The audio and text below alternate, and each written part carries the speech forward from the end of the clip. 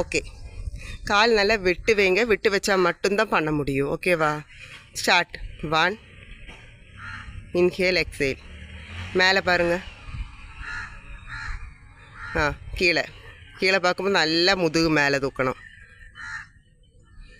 மேலே ஒரு 5 டைம்ஸ். ஓகேவா?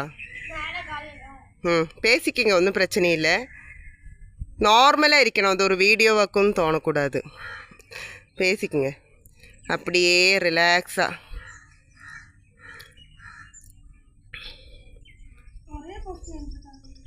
ஃபைவ் டைம்ஸ் ஆச்சுன்னா செகண்ட் 1.